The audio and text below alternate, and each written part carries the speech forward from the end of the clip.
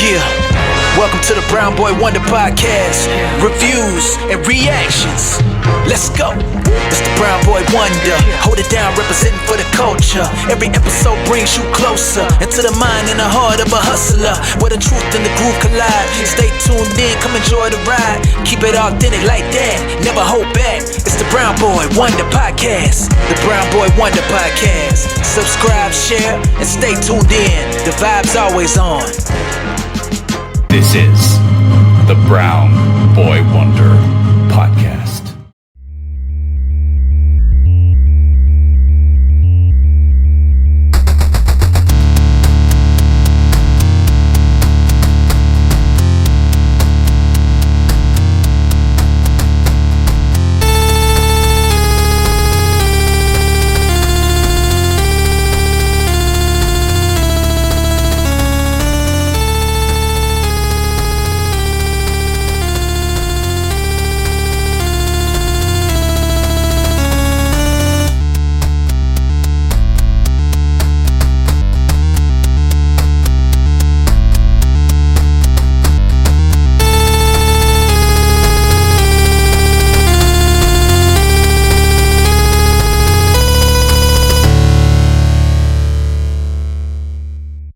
Welcome back to the Brown Boy Wonder Podcast. We are back talking about Batman Beyond the series.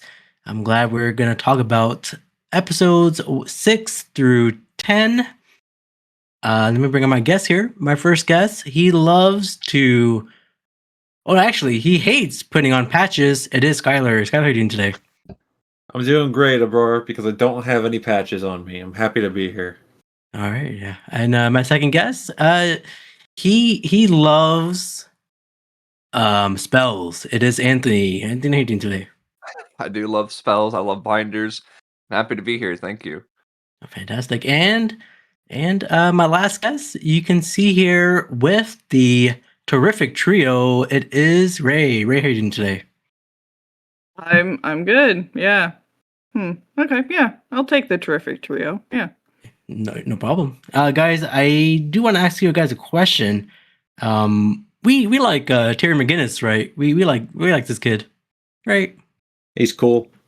It's pretty cool. It's pretty cool. Let's try to fan cast him into a live action movie. I will go with you, Ray. Who do you want to play Terry McGinnis? Oh God, you really shouldn't have gone with me first. Oh. So I have such a cop-out answer. Terry McGinnis should be played by someone we don't know. Sure. He is a young guy. So whoever is currently playing like the cadavers and patients on like CSI and any medical drama, it should probably be a young up-and-comer that we do not know. Her answer is that she has no answer. She said it was a cop-out, to be fair, so she acknowledges it. Yeah. So there's just anybody from those shows? Yeah, it should be someone that we don't know. Like, all right. A young up-and-comer. It should be someone's first big role. She's objectively correct. Yeah. That is the right answer. Yeah. I agree with you. It gotta be someone who's unknown, and then there'll be a breakout star with this role. I like it. Okay, I like it. What about you, Skyler? Are you thinking someone? Only because you made me. Again, for the record, I agree with Ray. It should be like, it doesn't matter who it is. Someone's big. Like, I didn't know who Tom Holland was before he was Spider-Man. Same.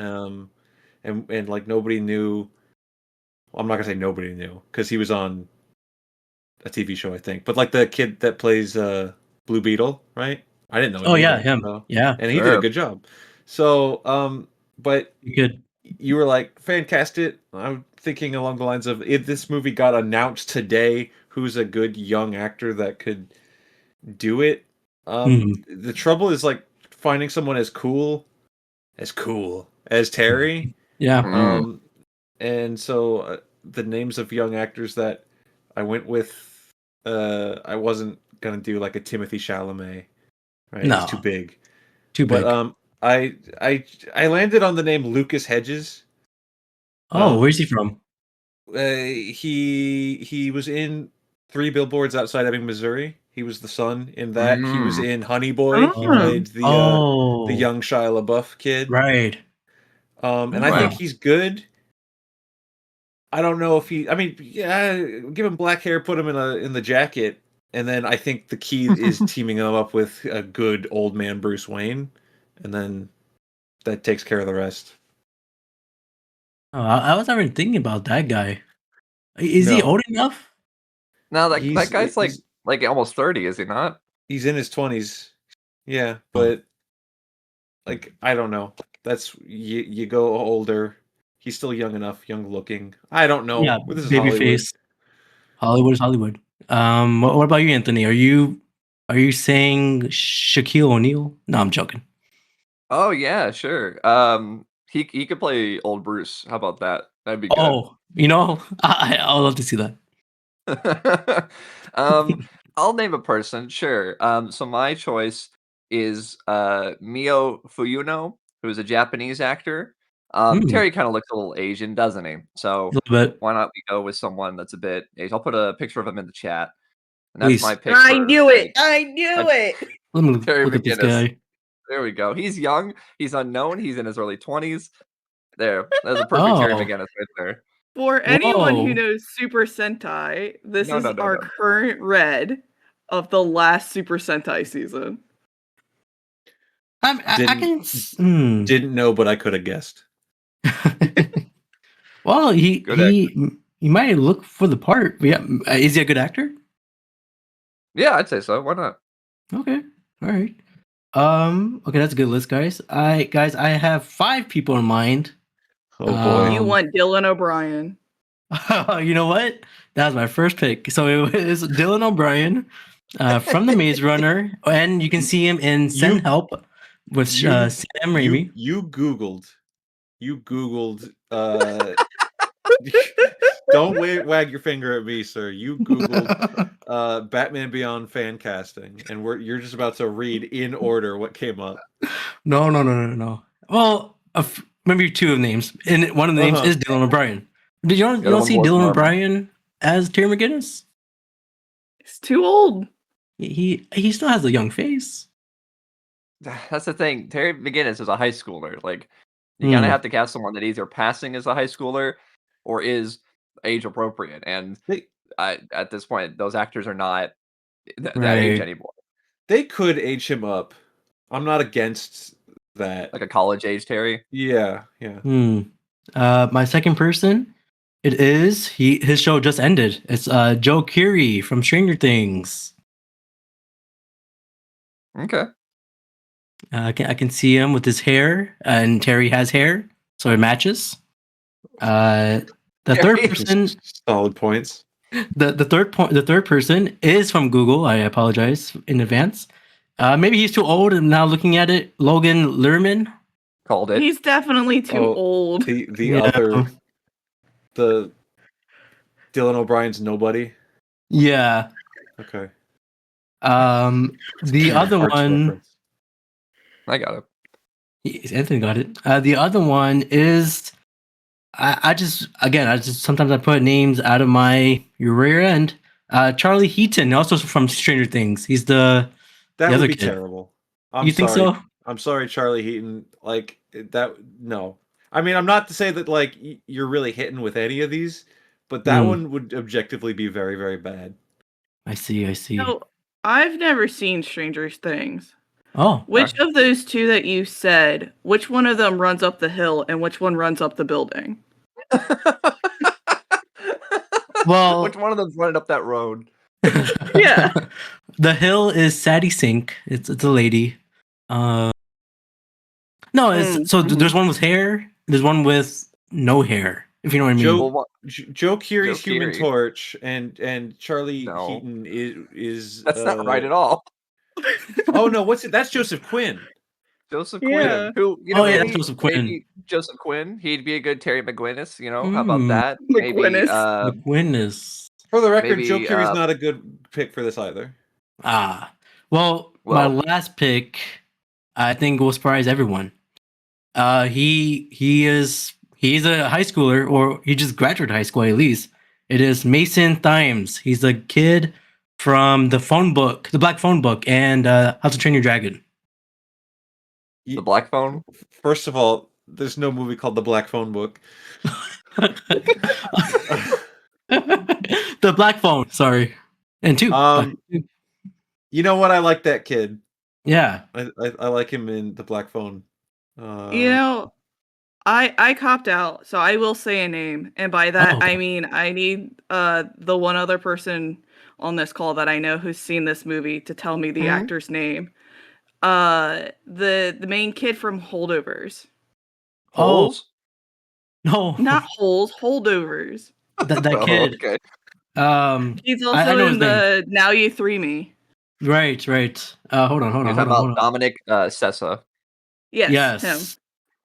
For the record, He's all still seen young enough to Holdovers. do a college age Terry. The thing is, he has curly hair. I don't know if he'll have the Terry hair. Oh my gosh! If only hair straighteners exist. I don't think that's a good choice for Terry. He's too geeky. Geeky. Yeah. I don't care. Go for it. Right. Challenge him. Go for it. Make him do something it's a new else. type of Terry. We're doing a new spin on it. Well, I like all these names here. Hopefully, the people in DC will listen to us. No, don't do that. Don't listen to us. No, we don't. Not at all. Not this time, please. Thank you. Listen to me. Well, guys, let's get into our episode 6, which is called Heroes. Not the NBC show, but it's called Heroes. I'm sure Skyler likes that show. You like that show. I did. You got me. That Thank one's you. real. Well, another crime-ridden night has befallen in Gotham. A group of thieves wearing rocket packs have stolen an extremely valuable computer chip and are confronted by Batman.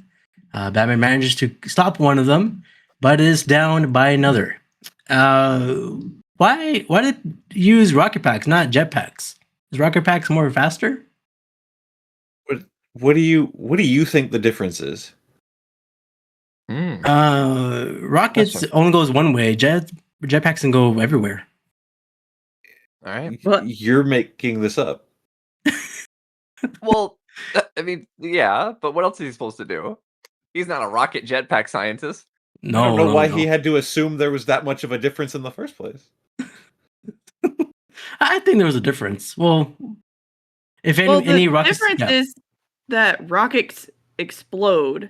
So it's just someone in the writing room not Woody. thinking about it. You're welcome.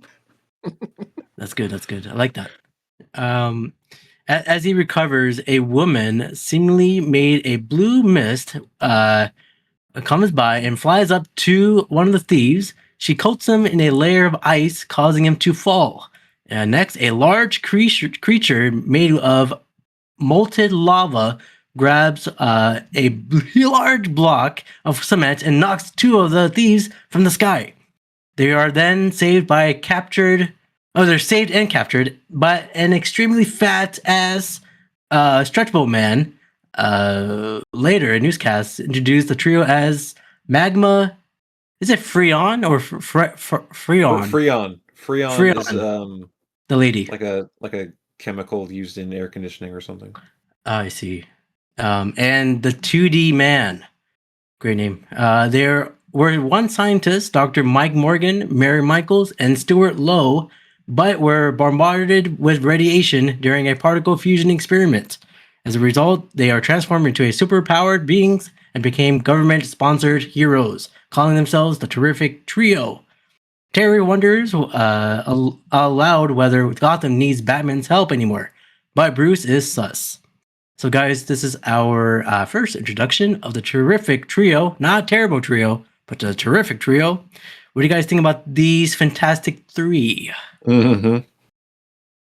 Well, the fact that they're not the Terrible Trio, I would say, automatically bumps them up a step. I remember I was on the Terrible Trio episode, and that was probably my least favorite Batman episode of all time. Yeah. So, and that's, saying something. There were some bad episodes there. These guys are not that.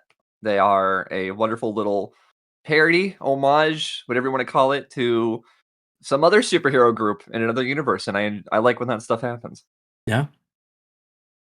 There's a guy called Magma. 2D Man. Is 2D Man a great name?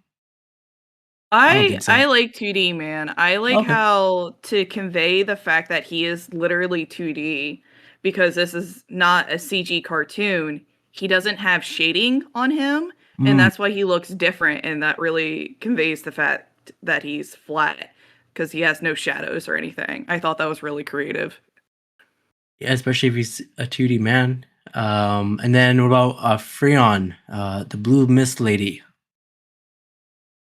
If I had Cool to name. become any of these guys, I'd prefer to become her. I think she is forever cursed to be non-corporeal, but if you compare to being a giant magma monster or a stretchy balding guy, I'd rather be her. Yeah. You got that what do you call that haircut? It goes around your head. It's called unfortunate. Oh, yes, He looks like the principal from Max Keeble's Big Move. Oh, good callback. We might have to do a Max Keeble rewatch later. Was that direct to Disney, or is that a Disney movie, or like a Disney TV movie?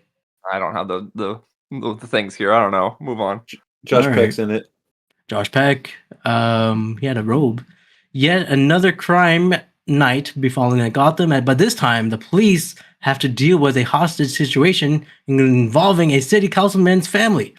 The kidnappers refuse to make a deal and plan to take measures unless their demands are met. Unfortunately, the trio appears and deals with the problem. But the youngest hostage, he screams at the sight of Magma and continues to fear him even after he's personally rescued her. Magma is deeply hurt inside and smashes a police car in anger. If you guys were Magma, would you guys have the same reaction? Being really sad. Yeah. Oh. This was my favorite part of the episode. Yes. Just the real human reaction of like, I'm the good guy, I saved you, but he's a big monster, so the kid doesn't get it, and it really deeply hurts him. It's good. I like the character development in that scene. I like it. I mean, I hate to say it, but like it has more of the stuff I like about Ben Grimm than First Steps had, and that's not me hating on that movie. It's just that's what I like about the thing. I like him being the misunderstood monster guy. So they got that right in the show. In that movie, they show some of it, but we need more of that. He was in a world that everybody liked, the Fantastic Four. I get it. So, but here, everyone still likes him. But this guy he's a big magma monster. He looks like one of the Titans. It's still hard to look at. Yeah, you got lava's off from his mouth. I don't like that. Hey, you didn't say this was our first look at the trio. What do we think of their? You didn't ask that. I did. I don't think so. You didn't say that exactly. That's literally why we all talked about them. You're talking about the 2D man. He didn't say it in his catchphrase. I'll give Skyler that. He did. What? He did bring up the question, but he didn't say it word for word. Not the inflection. You just didn't say it the way we wanted you to say it. Okay. I see. Well, do you want to be the magma, Skyler? No. Okay. Well, back to the trio tower.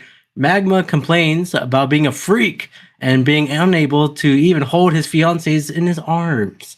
A friend of theirs, Dr. Hodges, arrives and assures them that they will be helped in time. However, when he leaves, he meets up with General Norman. Oh, geez, who openly hates the trio and expresses his concern about their behavior. So I bet he openly hates a lot of people. Yeah. Judging by let's talk about the appearance, the elephant in the room. Not Magma, but the elephant in the room. What do you guys think about his mustache here? Well, Michael Jordan had the same mustache for a little bit. So I guess it's a Hitler mustache. I don't know how they got away with that in this show. Or they cut. I mean, it's still a Charlie Chaplin mustache, right? I mean, the guy who has it's not exactly a good guy, is he? Right. He's part of the military. And if you think about the military, you think of one man, and that's Are you sure? It's just straight to the one man. Just straight to him. Yeah, that's if I see that mustache in the uniform, that's him. He has such sharp facial features, and then that mustache specifically. I guess they thought like, oh, you can get away with it because he's bald. The other guy didn't. He wasn't bald. He had hair. Like, well, this guy just looks like a bald Hitler. He's like a really pushed to the edge General Ross, right? Like continue the Marvel comparisons. It's just whatever. Because Ross had a mustache, right? That's what true. If he had a Hitler mustache? This is what he looked like. Oh, well, at a mall, Terry and his brother Matt spot a variety of terrific trio merchandise. A store employee comments that it's good to have some wholesome heroes the kids can look up to. Matt, being a Batman fan, disagrees. Let's talk about those toys. I want to talk about the toys. Mm. They're selling trio action figures, and I'm like, kids are gonna buy the big molten guy, even though that one little girl was very scared of him. Kids are gonna buy the girl, Freon. Yeah. The 2D man is a peg warmer. He's not going. He's not moving. I mean, not to bog it down with the specifics, but they seem more like statues, right? Like I don't really seem like they can move, and they were all in like different poses, so they're more like figurines. Are you supposed to just sort of display them? Like what is I would imagine 2D man, you'd want like a Stretch Armstrong, but I didn't see anything like that, so that wasn't really. I don't know if that worked for me. I mean, people like the stretchable man, right? The toy, the Armstrong. Yeah, people like him. That's what I just said. Yeah, but would you? Okay, that's true. They did do a back in the day. They did do a Mr. Fantastic, like that. Skyler knows about this. I did a 2005 Fantastic Four figure, or you could stretch them to death. The picture on the box is a kid stretching him exactly how Galactus stretches him in the newest movie. Just completely. It's the same thing. Yeah, bring it back. We didn't mention about Terry's little brother Matt in the last episode we talked about. Do you guys like his brother? He's a typical snotty little cartoon brother. Like he's not a bad kid, but he's a punk and he's annoying. So he's got his charm. He said, "I like Batman," and then he was like, Terry said, "I'm going to buy you an ice cream." I like you now. Yeah. I'm just surprised that he hasn't been snooping around his room to know that he's Batman. Well, Terry, I don't think keeps a lot of Batman stuff in his room. Well, we find out in a later episode he keeps it in his backpack at the very least. Yeah, that's true. Or his cool Tron cycle bike. Oh, you know, we'll talk about it soon. The general's concerns are later explained as Dr. Hodges looks over a DNA scan and sees that it's unstable. Though Dr. Hodges doesn't want anyone to see the scans just yet, but Norman, the general, not that general, is informed, and when the scans are checked again, Magma steals the cube containing the information. Batman notices the disturbance and goes in to investigate. When he finds Magma forces him out of the way. At this scene here, Magma's taking control.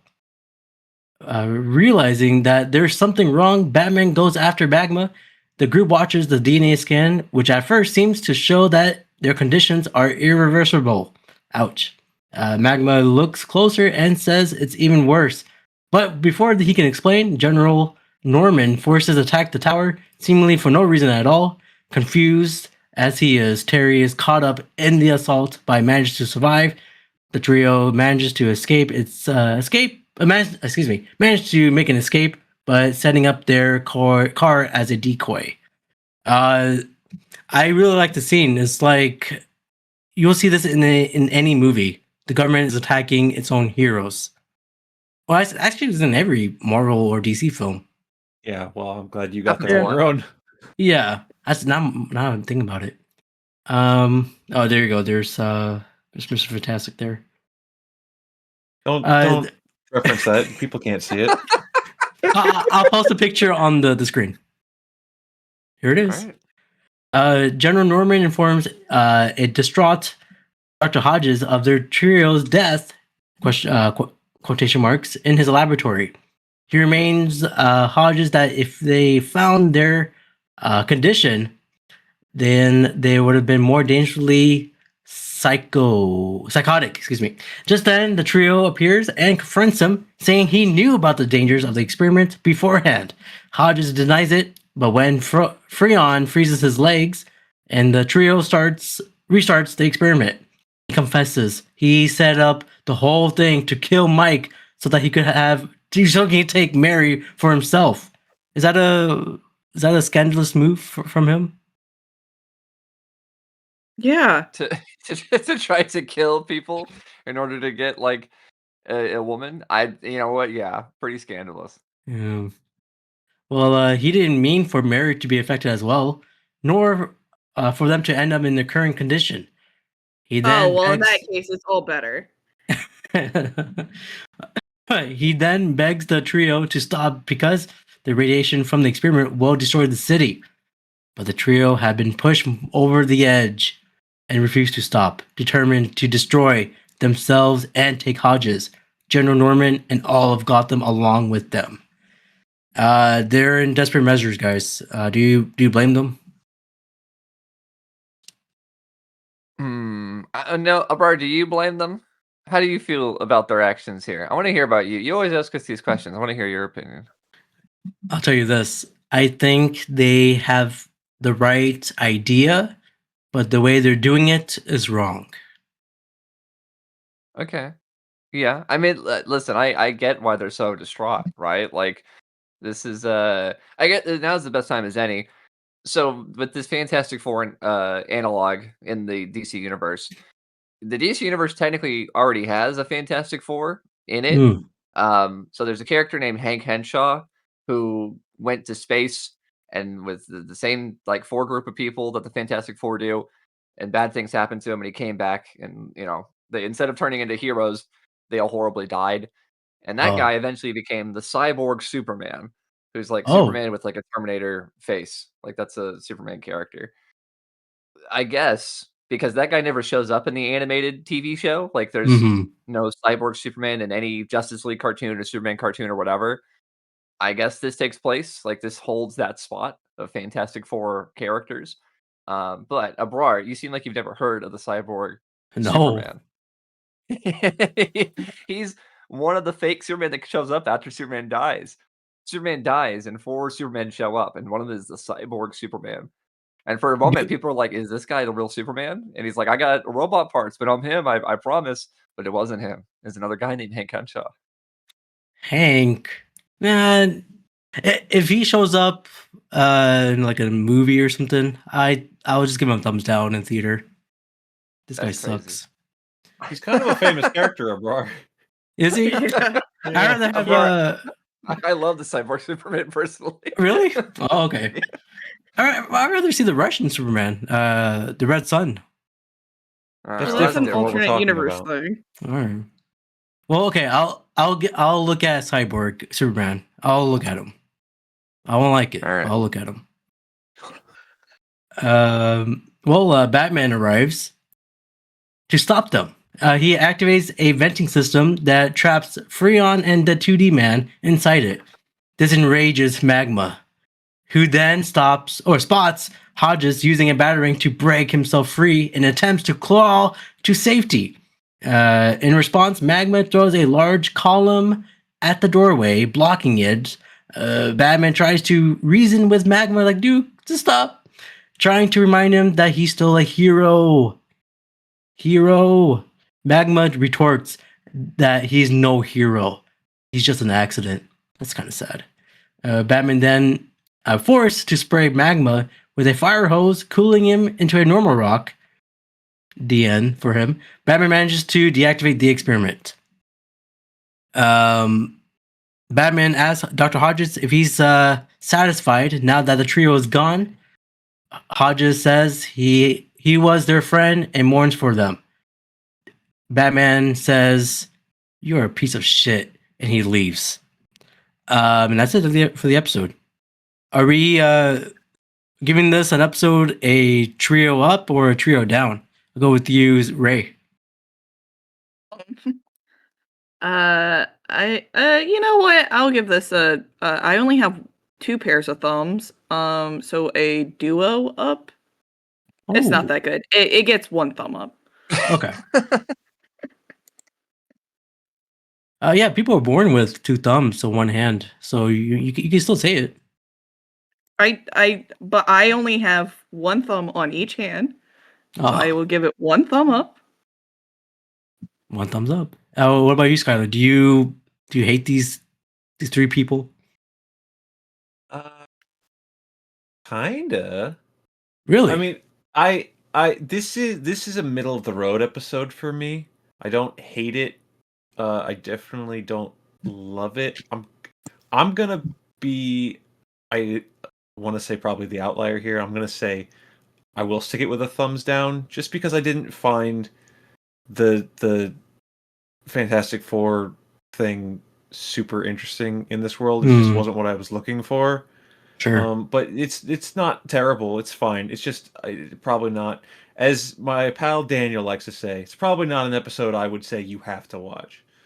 But I do, like I said earlier, I like the scene where Magma gets real sad because the little girl's scared of him. Yeah. And I also like the scene where 2D Man is sucked up into the vent and he's very scared. I like those 2 parts. Other than those, I kind of can go without it. Gotcha.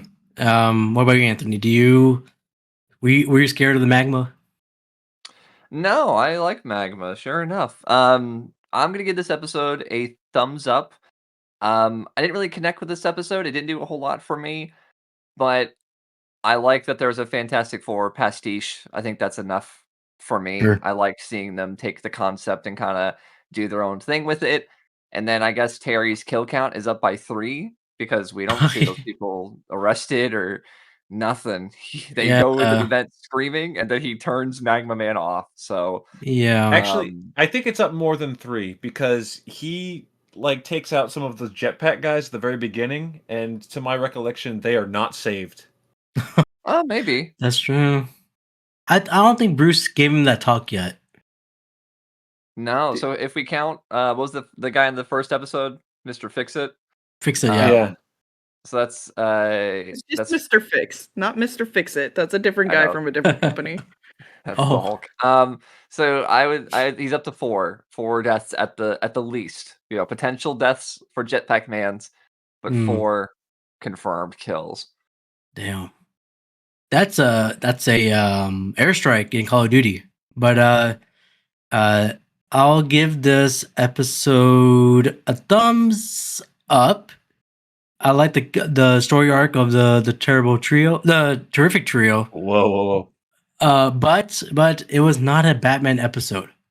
It's still a thumbs up, but it's not. I'm not liking this thumbs up. There's no Batman in it. I'll not give it as a much. thumbs up, but I'm very mad about it. Yeah. All right, let's get into our next episode. It's episode 7. It is called Shriek. Derek Powers sits alone in a dark room, as everyone does, while listening to a presentation from Walter.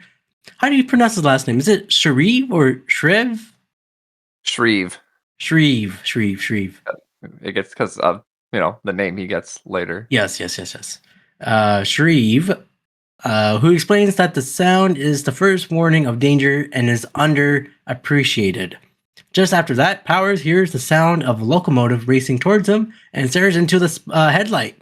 Just as he screams in panic, the illusion ends, and Shreve points out that it was only to prove his point. At first, Powers is angry at the lame demonstration. However, Shreve shows his financial benefactor the real reason for his visit, just being the invention of a profound acoustical sound suit.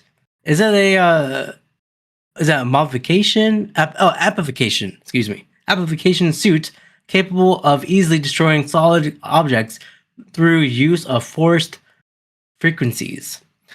Shriek expresses his desire to use the suit to revolutionize the construction industry, but Powers is still unimpressed, seeking through to make use of a Shriek Sound Laboratories research and development, which has been made possible by Wayne Powers funding. Powers conceives a use for the young scientist's sonic suit, but he proposed that Shriek should eliminate the elderly Bruce Wayne. Guys, I won't say the introduction yet, but do you guys like illusions or do you guys don't like illusions? I mean, I feel like as film fans, we have to say yes, because if film is nothing but illusions, right? Like it's smoke and mirrors, it's Yeah. fiction into reality. So yeah, I Sure. guess.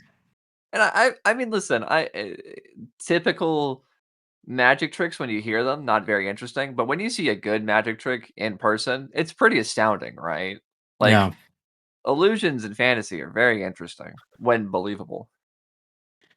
Yeah, I mean, I'd rather trust more of this guy than the OG series Nostromos. I'd rather have Shreve over him. Oh, and you're a big Nostromos fan. You guys, you know how big a fan I am of You Nostromo. famously hated him in the episode. You were very mad. Well, I was, but as time moves on, it heals all wounds. I said that one time, and I think I like Nostromos a lot. All right. Who am I to argue? Skyler can argue. I won't argue that. Skyler, No, I don't want to waste any more of our time. Well, later Bruce makes a speech to his board of directors expressing his disgust with Powers' idea to tear up Crime Alley, now known as Gotham's historic district, due to being left unchanged from the city's development and build a industrial complex. He proposes that they hold a stockholders meeting for a vote. The proposal is quickly seconded, and Powers has no choice but to allow the meeting to take place. Nevertheless, he is sure that his plan will succeed. Do you guys like how Bruce Wayne is contributing to society now? He wasn't before. Yeah, it seems like his heart attack, or more so Terry coming into his life, really woke him up. It definitely did. Do you think he has a pacemaker? No. He's got a bat maker. Ooh, he got a little bat inside his heart. I like that. He's got that bat in him. You got it. All right. Got the bat in him. Bruce meets up with Terry and takes him to Crime Alley, where he explains why he's fighting so hard to keep the place preserved. It includes the theater where his parents were killed. The city council is trying to preserve this area, but he said, "But you know what it's like getting extra tax money." Terry is confused as to why Bruce would keep that particular memory alive when he could easily allow the area to be torn down and forget it. But Bruce is like, dude, would you forget about the memory of your father's passing? Terry's like, you win. So guys, Crime Alley is very important to Bruce Wayne. Is there a place for you guys that is important as Crime Alley? Is there a place as important as the place memory. Bruce Wayne's parents were murdered? Yes. I'll say this. Is there a place where you love to go and it reminds you of that memory? And everybody knows your name. I'm going to say yes, but I'm not going to share what that place is because neither would Batman to the public. So, It's Chili's. Chili. That's Skyler's answer. Is it Chili's? nope. I'll say for me, I'll say it's Six Flags. I always go there every time as a kid, but now looking back at it, I should go back to that place. It brings a lot of good memories. See, you realize Bruce Wayne's place was not happy memories. Oh, that's true. Abrar didn't say that if he had Something could have happened. I mean, I said And he important. has to go there, remember? Yeah, like important. Going to Six Flags invokes the same emotions for you as Bruce Wayne going to where his parents were shot. Well, when I got into the Titan, I was very scared. So I guess it's kind of the same. Yeah. I believe it. I always go to the front row. I don't go to the back, the middle, whatever. I always go to the front row. I wait at least 20 minutes for that ride. Love it. All right. Well, I guess no one's gonna share. I guess Skyler was about to share. Anything about you, Ray? No, nothing. I'd say Six Flags. Yeah, Six Flags. Yeah. yeah. You know Or the what? I'll Batman also say ride. Six Flags. Really? Okay. All Yeah, You right. can't never- say Six Flags. That doesn't count. I've never been, but I'm gonna say it anyways. You ever been to I Six think Flags? You can say SeaWorld. Say SeaWorld. Oh, No, SeaWorld. I can't say SeaWorld. Blackfish. Blackfish. Well, that fits the prompt better. It's sad. Yeah, Mm. that's where my fish died, Alfred. Damn. No, I'm saying Six Flags. Six Flags over Texas. All right, move on. Move on. Let's make it fun. Well, as Bruce walks around, Ace starts acting strangely. Terry goes up to check on him while Bruce continues to wander, arriving at the old Gotham Police Department headquarters. When he gets near what was once Commissioner Gordon's office, however, the building begins to shake. Having been clued in by Ace's growling at the GCPD, Batman arrives to assist him. Bruce notes that it's not an earthquake.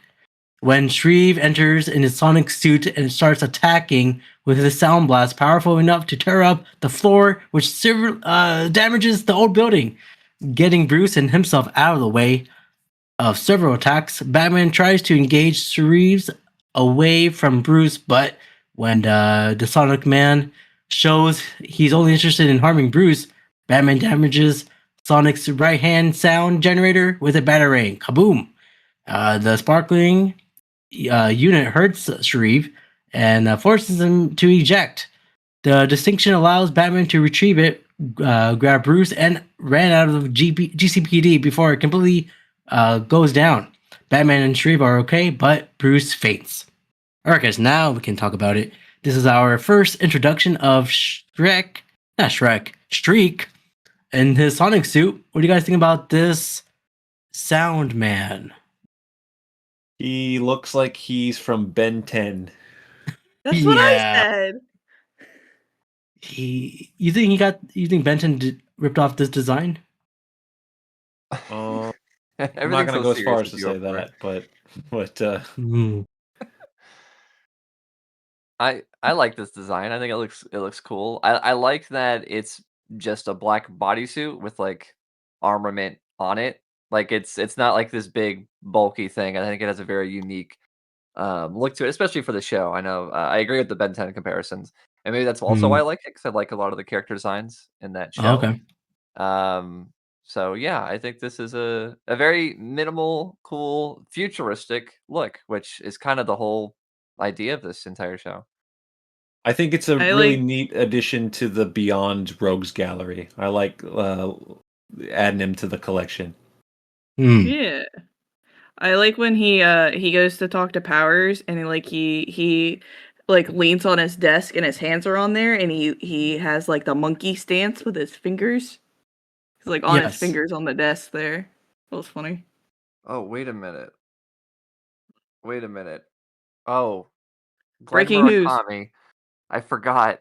So Glenn Murakami is a man who worked on a lot of Warner Brothers cartoons. He worked on Batman Beyond. He also did a lot of the designs for Teen Titans. So there's some similar sort of design elements there. And Glenn Murakami also worked on Ben 10. So if there's any similar DNA, that would be why. I was sitting here. It was not thinking about- stolen. It was reused. Sorry. I was sitting here thinking of like, did Glenn Murakami work on Ben 10? And I was like, wait a second. So yeah, that would explain it. So any kind of similar elements in design, like themes, that would be why. That's good to know. That's good to know. And I wasn't really a big fan of Big Ten. I think there was Big other 10? when it Ben 10. When that show came out, like 2005, 6, around there. It came out when we were 10. Yeah. Yeah. So I guess I wasn't really watching that. Is it a good show? I never really got into that. I remember liking it, but I haven't watched it in forever, so I'm not going to put my namesake on that. But I remember having a good time. All right, all right. Terry takes Bruce to the hospital, and the old man gives the staff a horrible time. He fumes over the fact that he has to stay overnight and is sus of Terry's ability to deduce the identity of the attacker of his own. Back at Wayne Powers, Powers is displeased that Bruce is alive and now guarded in the hospital. However, what's his name? Shriek believes he could still get his target. Bruce suddenly starts hearing voices in his head, claiming that there's something he must do. The voices ordered him to go to the window and open it. The voice indirectly encouraged him to jump from the window, which he would cause him to fall to his death. Bruce screams and alerts staff, but they cannot hear the voices in his head. When Bruce tries to force the way out of the room, the nurses, I guess, comes and sedate him. So this is kind of dark. The Shriek guy, trying to make Bruce to commit suicide. Yeah, I agree. I think this is an appropriately cool use of his powers. We'll see more cool use of his powers as well, but I feel like this is the first character in the show where we've seen something that we haven't really seen previously in the Batman show. Like I liked a lot of the previous stuff, but like Mr. Freeze we've seen before. We've seen giant robots. We've seen goopy like shape-shifting people. That's kind of similar stuff. So like to see a lot of cerebral but also just sound heavy things, I think is unique for Batman. Yeah, the show is.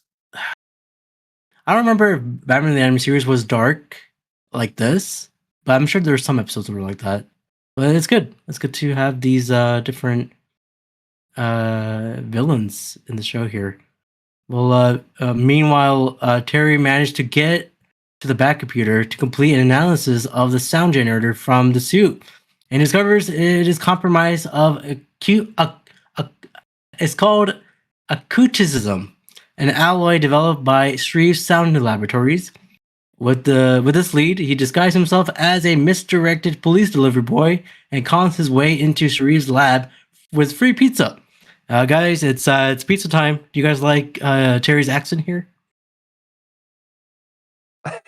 It's funny. It's an accent, I suppose. He sounds like Joey Wheeler. A little bit. What I love more than the accent is how steaming hot this pizza is. Ooh, very hot. It was like the Home Alone cheese pizza, the Home Alone 2. It was steaming. It was steaming so hard. Oh, easy now. Sorry.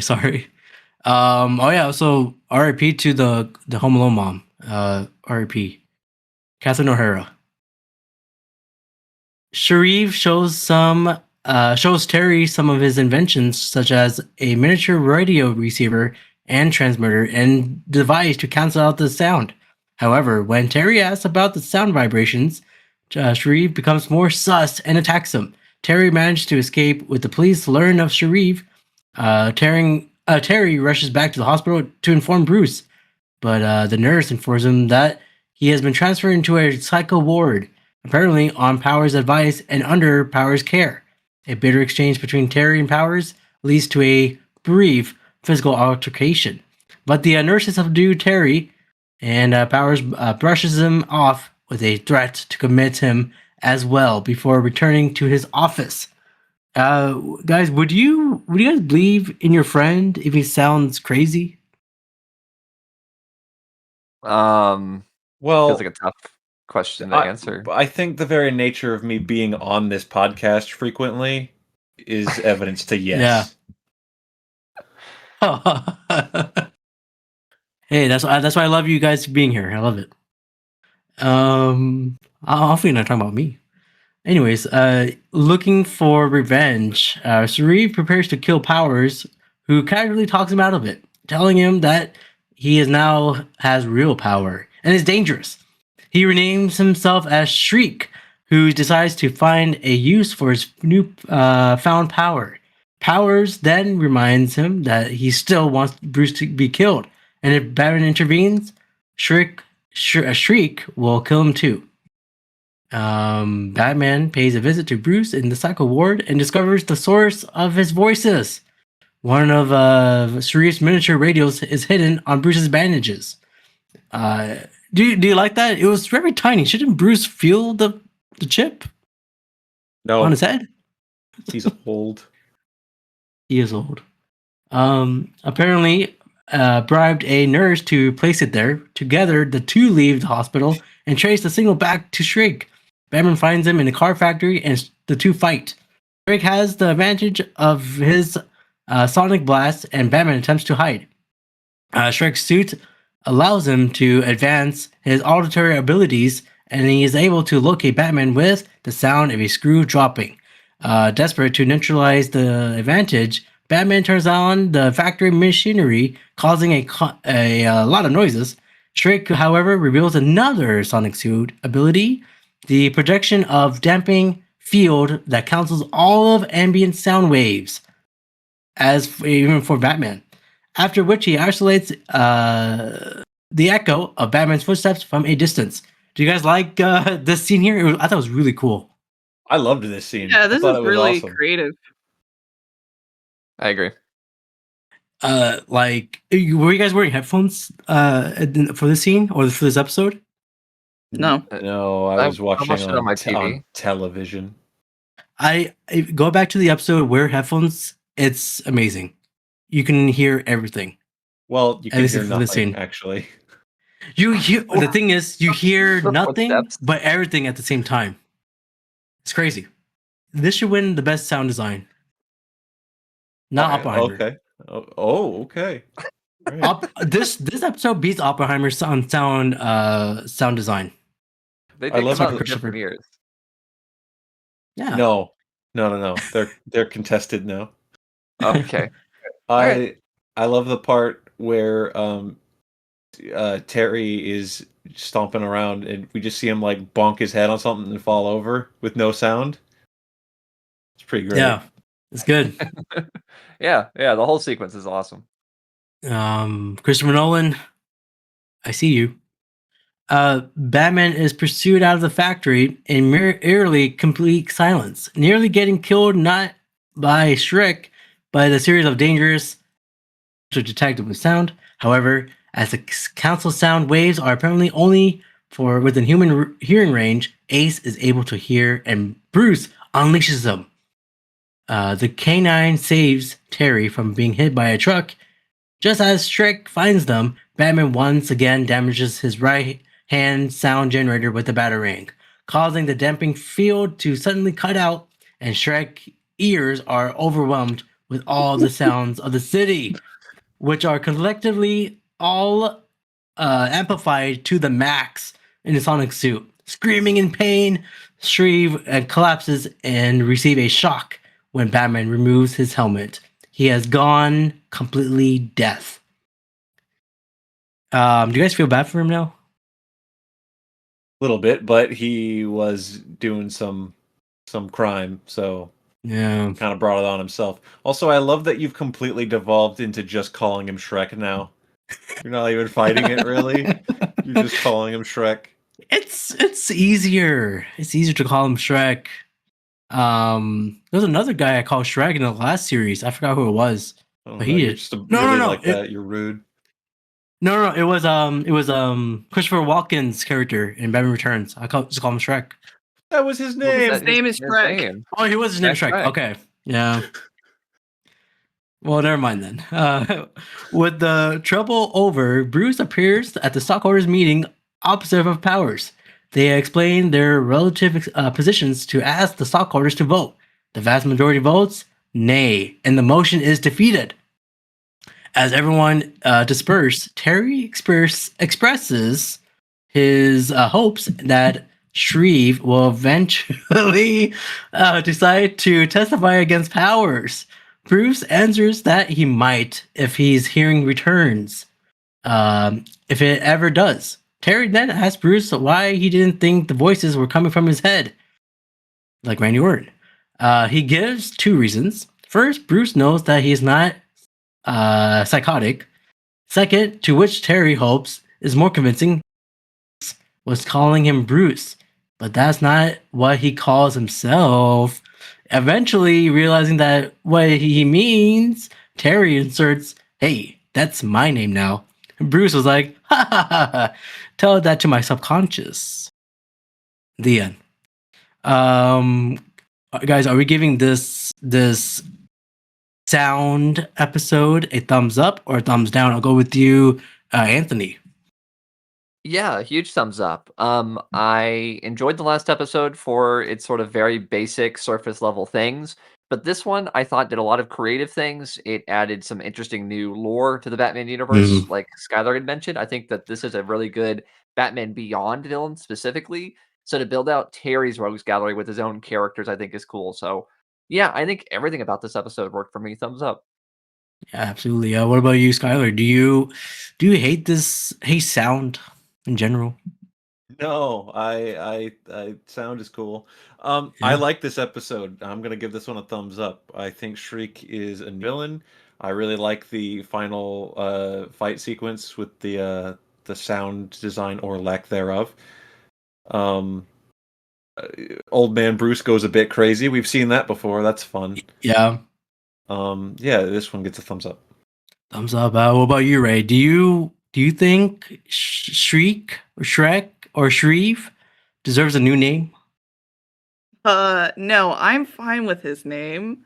But I like this episode. This is also a thumbs up for me. I think it's really interesting that they played a little bit with the psychoses behind Bruce Wayne. Even though like we all know that he wasn't hearing voices.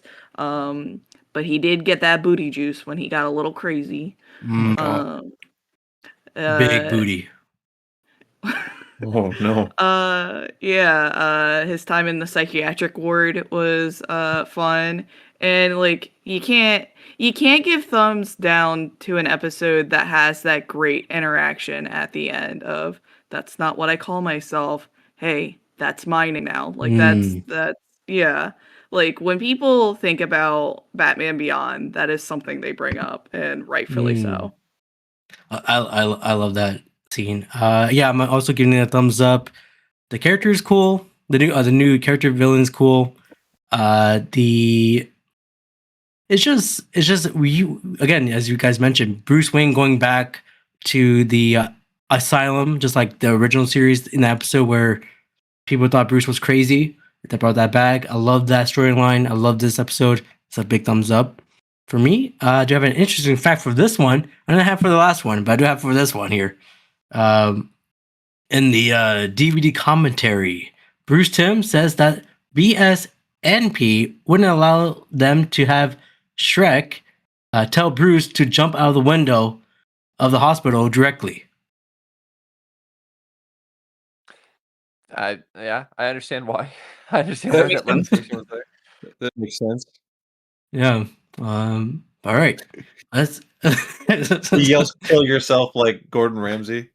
Oh. Oh man. Imagine Gordon was in the show. Oh, he might be. We're not finished yet. We're not. Yeah, we might see a chefing around in Bruce manner. All right. Let's get into episode 8 here, guys. Wasn't digging this episode in the beginning, but I'll let you know why. It's called Dead Man's Hand. Out of the sea, a single man drives a sailboat and is rudely shoved out of the way by a huge yacht. The passengers mock him, but are soon distracted by a group of people dressed as playing cards. A king, queen, jack, an ace, and a 10, riding flying cards. The group attacks the passengers and steals their possessions. All right, so at this point of the episode, I was like, what the hell is going on? I don't know any of these characters. At the opening, you were like, Yes. "Oh, what's happening?" Exactly. But I guess I'll just do this now. This is our first introduction of this family card deck family team. How do we like this group of thieves? They have a name. But they do. I don't want to spoil it yet. I don't want to spoil it. Then But why are we talking about them now? Save it for when they say their name. all right, I'll save it. Well, Batman notices the commotion. Whoa. It reports to Bruce. Bruce recognizes the villains, but doesn't have time to explain because he's old. Batman arrives on the ship and breaks up the robbery. However, the Queen wrecks the ship and demands that Bruce allow her family to escape, or the people of the ship will die. Batman has no choice and allows his enemies to leave. Are you guys good at playing cards? What kind of cards? Like any card game, like Catch 21, Blackjack. No, not real cards. Ray's good at solitaire. I Oh. am. I like playing solitaire. Sometimes I play it while we talk. Oh, You have to say that. I like that. I think blackjack is fun, but I don't really play big, card games like Hearts or Gin Rummy, all those old people card games. I don't play those. I played Spoons. Spoons. BS. That's for spoons. That's not cards. Spoons is a card game. Now she's Spoons and making cards are stuff up. different things. Yeah, come on, Ray. You can put a spoon in the card. But Spoons is for soup. You can't eat soup with cards. Yes, you can. You're not trying hard enough. No, I want to go back to Abrar's statement. You can put a spoon in a card. if you think about it. Okay, I wasn't thinking about it hard enough. All right. We're going back to our magic trick stuff. There we go. Yeah, we were talking about Magic earlier. But I am not good. I'm not good at the game of Catch 21. I always go over 21, so I don't know when to stop. Isn't that Right. blackjack? Is it?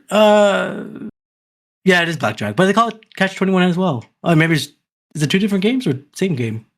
Either way, I believe with every fiber of my being that you would not be good at blackjack. I do. Yeah. I very much see that. I'll stay. Hit me again. I'm at 20. Sir, you're sitting at a 20. Hit me. Hey, you never know. You might get an ace. Could be nice. Ace, like, shouldn't the dog be part of this crew? Ace? Yeah. No. good Anyways. point. Yeah. Well, Bruce insists that Terry comes to him so that he can learn about his enemies. But Terry has a date and refuses to listen. Unfortunately for Terry, when he meets up with Dana, she reveals that she wasn't expecting him and believes that Terry only cares about his own ass self. After a fight, the pair breaks up. Are you guys saddened about this temporary breakup? Yes. I'm so sad. I like that Dana was perfect. you didn't want to spoil what our villains' names were, but you do spoil that this is a temporary breakup. Oh, did I say temporary? You I did. meant I said temporolies. I was saying another word. Excuse me. Pepperonis. Oh, my favorite. I love ordering those. A temporary breakup. Yeah. So this fight, we don't like to see this. We don't like to see these two fight. Especially Dana. Well, however, when Terry leaves, a blonde girl intercepts him and talks to him about his problems. She then kisses him and then agree to meet again the next night. Terry, what the hell? They broke up. You can't be mad at them. They broke up. They were like, well, I guess this is over. And he left outside and he found a new girlfriend. That's not his fault. This is why they broke up, only for this episode. Spoilers. It was so that he's not a bad guy. You can't be mad at him. Come on, Yeah. but it was within seconds. It's a definition of a rebound relationship. I Mm. mean, and would you say no? I mean, Well, I mean- I'll ask you this. Would you rather pick this blonde, mysterious woman or Dana? Did Dana just break up with me? Kinda. Blonde, mysterious woman. All right. All right. Well, Bruce talks to Terry about the Royal Flush Gang, and Bruce says he knows this group from a while back. All right, now we know the name. This is our first introduction of the Royal Flush Gang. How do we like these flying maniacs? now we can talk about them. Yeah, so the Royal Flush Gang wasn't done in Batman the Animated Series, so I like this occasional thing that they'll do where it's like, oh, we never did that character. Well, let's just do a future version of that. We'll see that again pretty soon here. But yeah, so I think the Royal Flush Gang is a pretty good group of characters to use because, like, I don't think they're very strong characters originally. And I'm not saying that as a slight. I just think that they're basic characters. And so you can do whatever you want with them. And so here, futuristic card themed people that fly around on playing cards. Like I think that works for this show. I know these characters have shown up before in stuff. Well, I mean, after the show, but they showed up in Justice League Doom, the animated movie. They were like just normal bank robbers, I think, with like hockey masks and arrow. So like these are just characters that get used every now and then because it's a very easy to understand concept. It's a gang and they're themed on playing cards. That's all you need to know. I literally read a comic today with the Royal Flush Gang in it. Oh. There you go. Yeah. They're great. I like them. They're so like we just need like easy one and done. And you just use them. Again, I don't mean it as a slight because like they do have a good concept and gimmick and everything, but like they're not meant to be a serious threat ever. Gotcha. They're versatile.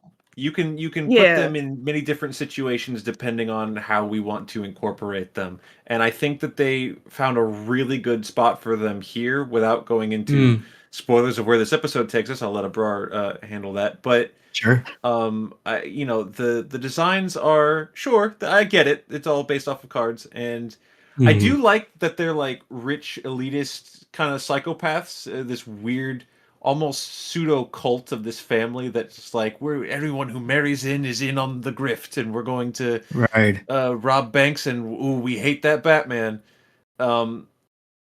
It feels very. I was getting vibes from like the family from Ready or Not. I was going to say that. Yes. And I like that. Other than that, I think there's one character that stands out, obviously, that I had a lot of fun with. So continue, and we'll talk about it. I'll say this. Well, there's a sequel soon of Ready or Not. Great movie, the first one. Are this family the same level? Can be the same level as the Court of Owls, as in villains? What? No. Well, in this show, the reason he's asking that is because they established that this family has existed for years. Like their prime royalty is how they describe them. I would say no, because they get dispatched pretty quickly in this episode. But I guess that would have been an interesting concept if they decided to do anything with it. They almost throw out that idea and then don't do anything. It's like this family has existed for years. Members come and go, and it's like, oh well, they're all gone now. Good riddance. But thieves, they were never like big conspiracy, like taking over the city secretly. Yeah, Court of Owls were an institution. Gotcha. This is the family. Yeah, family. We see the Royal Flush Gang with the mysterious blonde woman known as 10. The next night, the family seeks to steal a decorative sword, but 10 is distracted. When the group goes for the sword, guards intercept them, but they manage to escape. However, Batman manages to catch up with them and attacks. After a brief fight, he manages to subdue most of the gang, but cannot bring himself to hurt 10 because she looks very hot, very attractive. However, afterwards, an unfortunate guard arrives and is captured by Jack. Taking the hostage, the group escapes, but Batman still gives chase. Seeing that Batman is still in pursuit, they drop the guard, much to dismay of 10. Batman saves the guard, but the gang escapes while the king threatens 10 for arguing. This family is strict. I don't like it. After with his work, Terry heads out to the meeting place, but he's really late and she's nowhere to be seen. However, Melanie soon arrives just as late as he is. Once again, the couple enjoys their time together and decides to meet up again. Because of their desire for the companionship, things start going bad for both Batman and 10. Harry refuses to go out again, much to Bruce's despise. As for Melanie, she tries... Melanie is the name of the girl, of the blonde lady, for those who are not catching up. She tries to leave the family, but the queen manages to talk her out of it. Melanie is still angry, and she believes the king is being hypocritical since he is just fixated on Batman. Still, Melanie decides that Terry isn't worth giving up her family, and breaks up with Terry over the phone. Unfortunately for 10, Terry traces the call and heads to her home as Batman. Have you guys? It's a personal question. Have you guys broke up with your significant other over a phone call? I'm not going to answer that question. Yeah, no, it's too personal. I'll say somebody in this call has done it, but I won't say who. Whoa. Do you know that for a fact, or are you just guessing? I know for a fact. Well, So then you? it has to be you. There he discovers the truth about his girlfriend. The Royal Flush Gang arrives and the king is disappointed that Batman didn't show up when he committed their latest crime. However, Jack noticed that a trap has been tripped and realizes that someone has been there. A brief search in which 10 is distrusted takes place and Batman manages to take out the Queen and Jack. Unfortunately, Ace gets to him and puts up a fight. However, Batman manages to beat Ace and then goes after the king. The king throws a card that he had prepared for Batman and fights him. However, Batman manages to stop him. 10 decides to help the king, but a police officer shoots her down. Batman saves her, but since she chose to side with the king, he's branded her as a criminal as well. That morning, Terry watches as Melanie is arrested and is confronted by Bruce. And Bruce then, I love Bruce here. I love Bruce Wayne in the show. He then tells Terry about Selina Kyle. Guys, is this episode a 10 up or a 10 down? I'll go with you, Skyler. 10 up. Yeah. I think this might be my favorite episode of the 5 that we're discussing tonight. Sure. I just really like the little fling romance that we knew as soon as it starts it's gonna not end well, and then it all leads to this full circle moment of Bruce saying like, "Oh, this is part of the job. This happens, and it's gonna happen again." Yeah, it's tricky to be Batman. What about you, Ray? Do you think Terry did the right decision?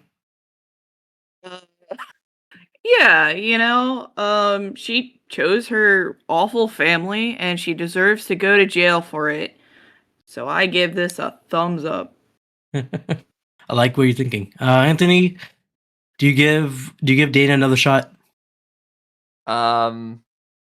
Yes. But yeah, I give this episode a thumbs up as well. I really enjoyed it. Like you said, I like the idea that this is just part of the Batman gig. Very similar to the last episode where it had that fun little ending, of Terry and Bruce interacting. I think this is another one where it's like, oh, that's fun. That's one you'd see in like a YouTube short uploaded, let me tell you about Selena Kyle. Like that's very like, oh, look at that. They referenced the character. So yeah, fun episode, cool concept. I dig it. Thumbs up. Yeah, there's a thumbs up for me as well. I did hate the part where they broke up, Dana and Terry, but I got over with it because 10 got arrested. So I have to give this a 2 thumbs up for me for this You're just episode. a 10 hater. It's okay. We'll forget about that breakup as quickly as it happened. Oh, whoa, don't worry. Don't worry. I do have an interesting fact for this episode. The King's line, "We have all the time in the world," is a line that his voice actor said as James Bond and on her Majesty's Secret Service movie. That's right. I did. That's George Lazenby. That's correct. Right? Yeah. Yes. Bro, you've recently been rewatching those. Have you watched that one? I'm currently on that one right now. Okay. Well, we are doing a podcast right now, so I don't know. I'm sorry. I'm currently not currently. I haven't resumed in that movie yet. How about that? Okay, that one's next. Okay. Got it. I should also add that Daniel Craig says it as well in No Time to Die. They reference that same line. Did they? Oh. That's why I'm rewatching these James Bond movies so I can get American culture. Even though I'm American culture. Oh no! Actually, wait. Most famous American character, James Bond. Excuse me. The land of England. Excuse me. All right. We're almost here, guys. We're in the episode 9 phase. It's called The Winning Edge. You think you know me? Out on the streets of Gotham City, a group of jokers a crowd around an illegal arms dealer who shows them some of his impressive merchandise. However, Batman shows up and breaks up the sale. In an unfortunate accident, one of the jokers shoots the delivery van and blows up the van. Batman has foiled the arms deal, but the late nights are getting to him. This is a very classic night of Gotham City here. But the next day, Terry sleeps in class again, and the teacher gets very angry, like Paul Giamatti in The Holdovers, giving him a note to take home. Dana already tries to comfort Terry by asking him to the game that night. So what happened? How did they got back together? Do you think? Any theories? They're young and they got over it. Okay. Maybe through a text, probably. During the game, the opposite team easily scores a goal, and the coach berates his players for their lousy performance. As the time out ends, one of the players, Mason, rolls up his sleeve and slaps a patch onto his arm, which instantly bulges with muscle with his newfound strength. Mason checks one of his opponents so hard, so he pushes him through the wall of the court. The referee objects, and the coach commends Mason. This, I mean, I don't think you can do this in today's society, but I guess back in the day, you can do little enhancements, I'll say. Back in the day, this is the future. Oh, excuse me. I guess in the future, you can do that. That night, Batman intervenes in a robbery at an electronics store. The thieves are 3 teenagers, and they run. One of them yells out Mason's name, Mason! Batman corners Mason, who slaps on 3 patches and doubles his size. He's now so much stronger than Batman and easily throws him around the room, allowing he and the 2 friends to escape. So guys, Mason is making really bad life choices. What would you tell Mason at this moment? Nothing. He's gonna throw me away. All right. Morning. Skyler, you were gonna say something? Do you want me to say something? Yeah. Do you have something to say to Mason? I would want to say, son, put the drugs down, but there's really no talking to someone when they're already on the drugs. So there's, I'm gonna let Batman handle it. Honestly. Okay. Let Batman take this. Well, morning comes and Chelsea runs after Mason. Mason blows her off, but she notices that he doesn't look well and realizes he's on slappers. Mason yells at Chelsea and breaks up with him. Soon after, Mason's partners in crime arrive and give him the money they made from fencing the stolen goods. However, even his partners notice that he doesn't look well, dude. Like, dude, go to school. You should sleep. Later, Mason buys slappers from a supplier concealed in a black car. He uses one of the slappers and instantly feels better. Man, this Batman Beyond show, you see kids taking, I guess at this moment, steroids and then some suicide tendencies here. So it's a crazy show to watch as a kid. A lot of serious issues going on. Yeah. One of Mason's friends looks exactly like Biggs from Final Fantasy VII. I don't know why. He had a red bandana. He had the green shirt on. He had sort of a backpack that gave him the straps. I don't know if that was intentional or not, but he looked just like him. When did Final Fantasy came out, or the 7th one? 97. 97. So that's like the same year, right? Around the same year. No, yeah. 2 years before. Didn't Batman Beyond when that come out? 99. 99. Oh, That's enough time. That could have been inspired. there we go. The night comes over Gotham and Batman is on the move again, searching Mason's locker. He discovers the packet of slappers and takes them. However, Coach, I don't know how to pronounce his name. I'll call him Krieger, finds and attacks him. After a brief fight, however, Batman manages to beat the Coach and escapes. So the Coach was. Do you guys have any thoughts about the Coach's outfit here? I know he was wearing the same outfit as the players, but for some reason he looks like he looks like he's wearing the Tron outfit in the first one. Yeah, their little future zero gravity lacrosse game is very Tron the Grid games vibe. And is it possible that when they decided to put the Coach in this outfit, it was entirely based on they knew that streaming would exist one day and they needed a picture of a villain in an outfit for the thumbnail? Because that's what the thumbnail is. And it tricked me into thinking, like, who the hell is this guy? It's just a Coach in sports gear, it turns out. Yeah.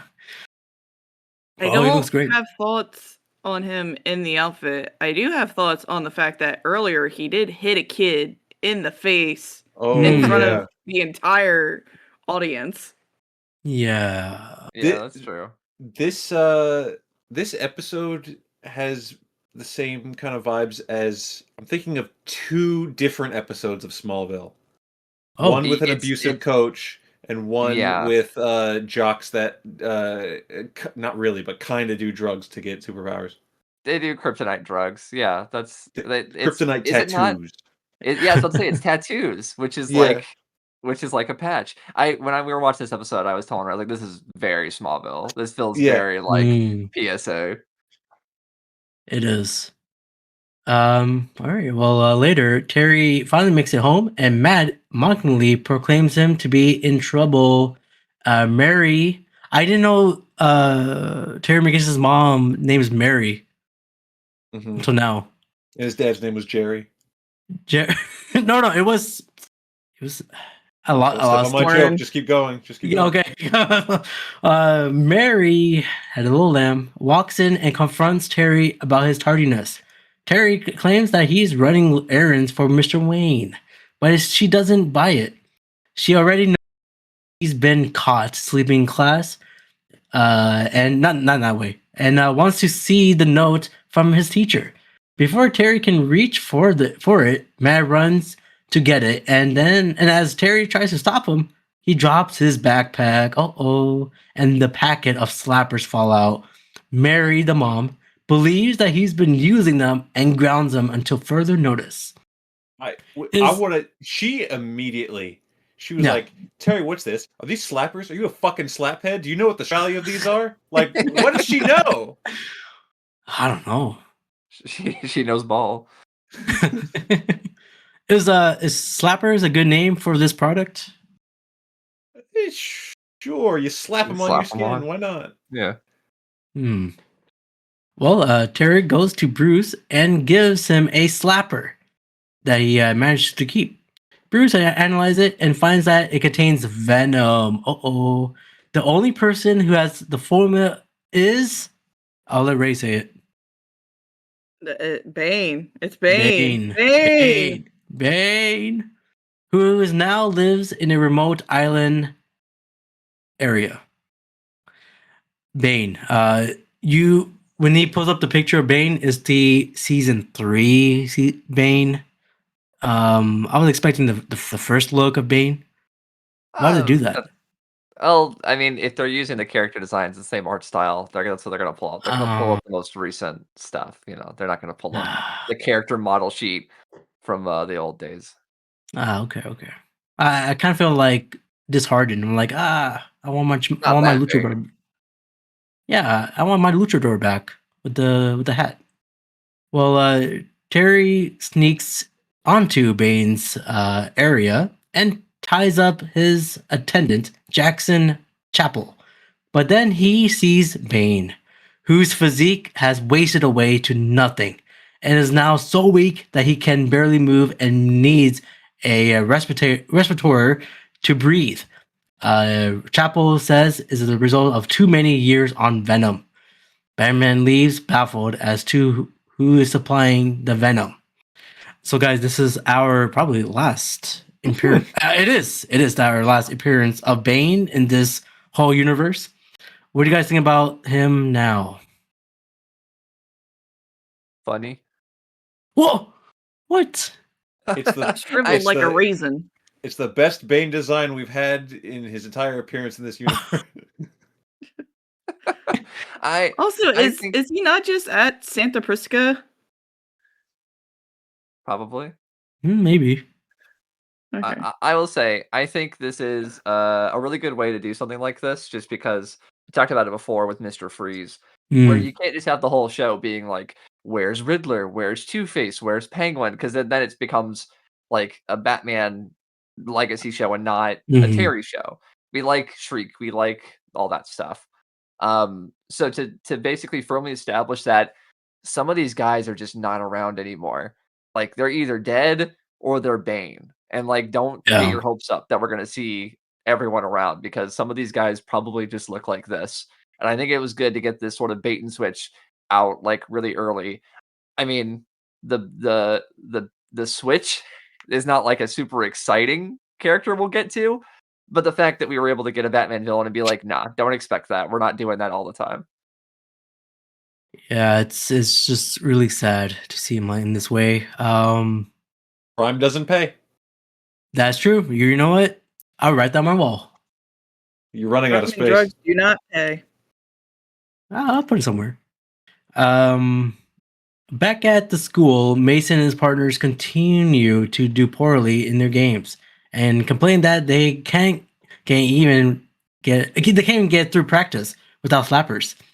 Since Batman took their stash, fortunately for them, one of them has stolen a cash card, which Mason takes to the next drop-off. However, Batman is watching and interrupts the delivery. The car speeds away, but Batman puts a tracer on it. Mason is so sad. He's so needy that he tries to run after the car and is easily taken. Batman follows the car to the supplier's hideout and finds a secret slapper factory. It's huge. The car opens and the boss of the operation steps out, Chapel. It turns out that Bane entrusted the formula to Chapel after he became so weak to make it himself. Chapel bears his torso and applies 4 slappers, become hugely strong. Batman fights back, but Chapel's raw strength proves too great even for Batman's enhanced capabilities.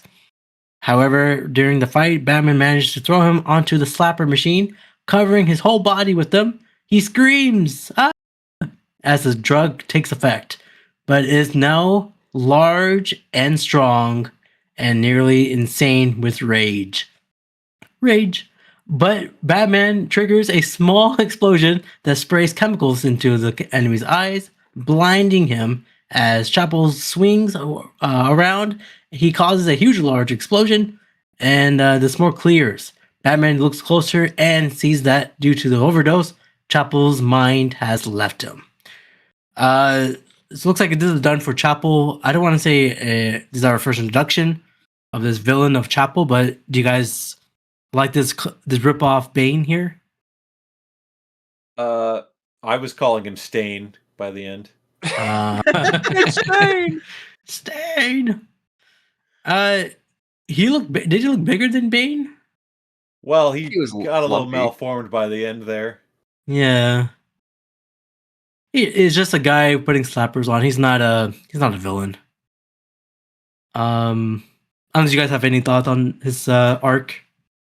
I thought it was funny that he was the boss of this little drug ring, but he also did like the deals himself. He like he was the one out in the car and he didn't have a lackey doing it.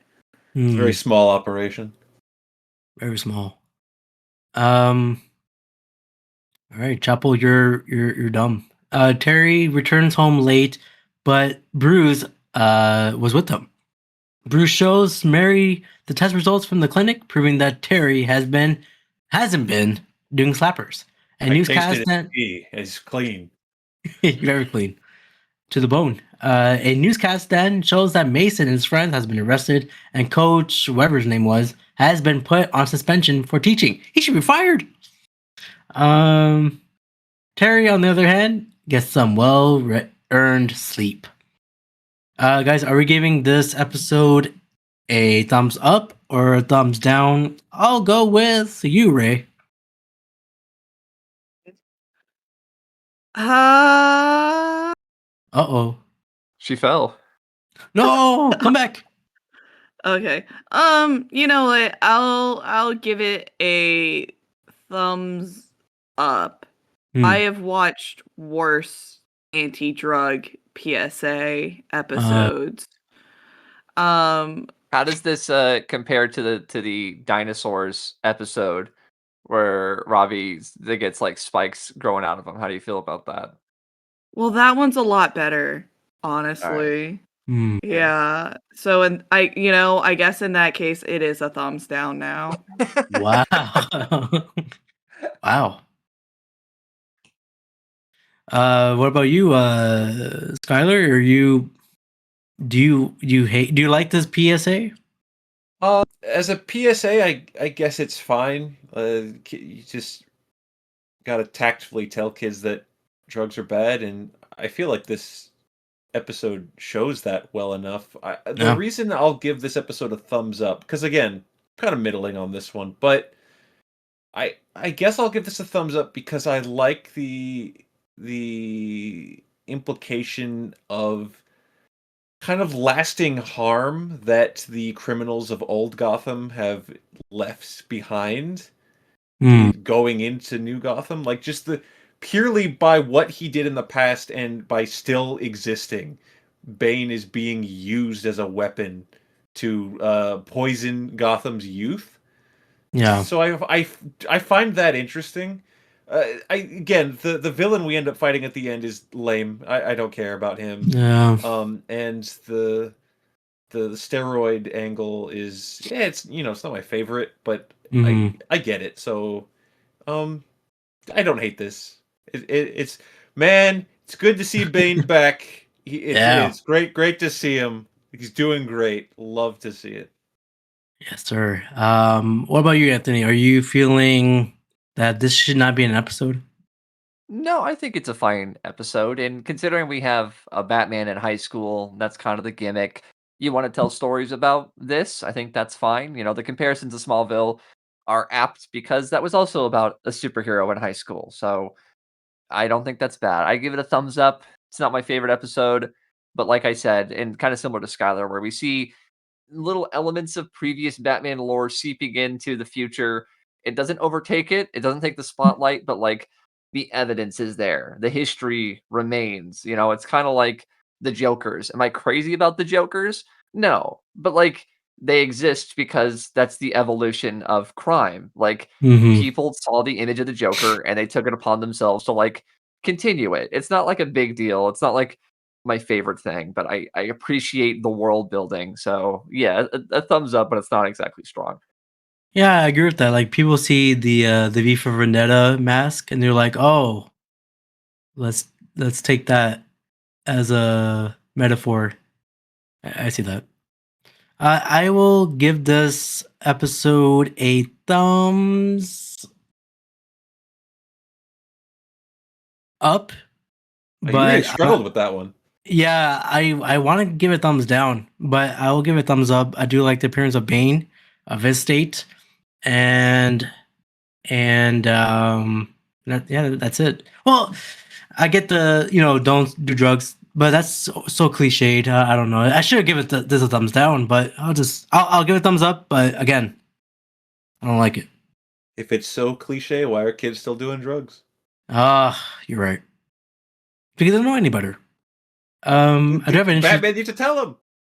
Batman. Then okay, if Batman says it, then they think Batman is lame. Then so you can't win all of them.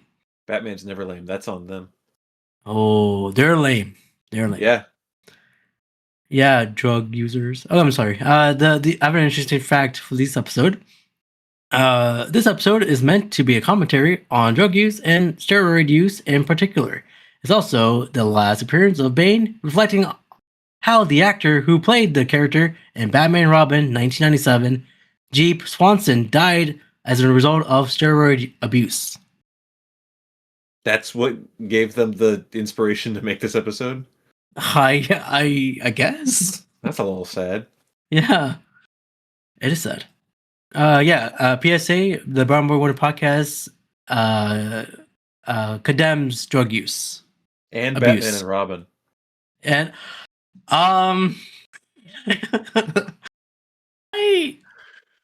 yes, I'll say yes for now. Let's get into our last episode, guys. This is episode 10. We're almost done with season 1. Crazy to believe. And it is called Spellbound. Chelsea, again, another name, Chelsea, returns home with a date with her boyfriend, Not Rick. another. It's the same girl. The same Chelsea. Is it the same Chelsea? Yeah. Yes.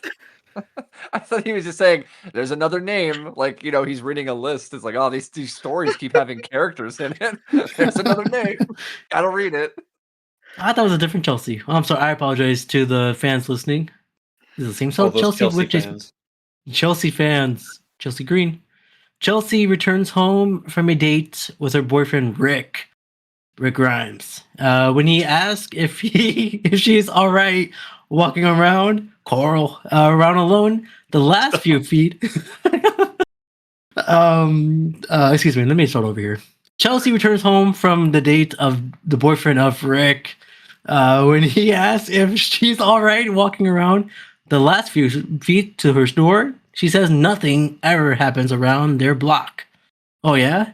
Before reaching home, Chelsea notices a strange wind picking up and approaches by a man dressed in a strange costume. He tells her not to be afraid and shows her a large eye in his hand. Oh Lord. Inviting her to an adventure. Chelsea stares into the eye and suddenly finds herself wandering through a jungle. She enters an ancient temple and picks up a small idol in the center. She then follows the strange man to the pool of lava and drops the statue down. But in all reality, she has entered her home and picked up a statue from her father's study and dropped it off the riverbank outside of her door. When her father confronts her, she snaps out of it and expresses confusion. Neither of them notice the man fly away with the statue in hand. All right. We don't know this character's name yet, but who will win in a fight or in an illusion fight? Is it this guy or Nostromos? This guy. Are we back to Nostromos? I feel like there are other characters you could suggest, Sure. This character feels very like halfway between like Scarecrow and maybe Mad Hatter. There's I was thinking Mad Hatter, yeah. Very influence based and things, but you decided to go with Nostromos. So on that alone, this guy, creepy orange swirly man, wins. Yeah, Nostromos didn't have real powers. No. And he was bald. I guess got a little edge up, but yeah, I agree. This strange man has some width into him, if you know what I mean. I don't, but please continue. Well, the next day. Oh, Abrar, do you have an answer? Hey, I was the first to answer. Oh, you said no. Oh, you said this guy. Okay, thank you. The next day, Terry talks to his friend Jared and notices Commissioner Barbara Gordon walk by. He follows her and eavesdrops a convo between her and Ira Billings, the school psychologist. Billings says that, in his expert opinion, Chelsea commits acts like this is to get attention, and her mystery man story is likely made up as an excuse. Barbara accepts this explanation and leaves. Barbara can't be that dumb. But Terry is sus, but even Bruce doesn't see anything wrong, believing that is just Chelsea's personal problems. Night comes and Mystery Man picks off another victim. Mr. Dinkins, and an auction house manager. Mr. Dinkins is hit by a power of the eye, and is soon after he knocks one of the security guards unconscious and locks himself inside. The police arrives and tend to the guard. Dinkins drags a valuable dress, once belonged to Princess Aubrey. Do we know Princess Aubrey, or do they just made that up?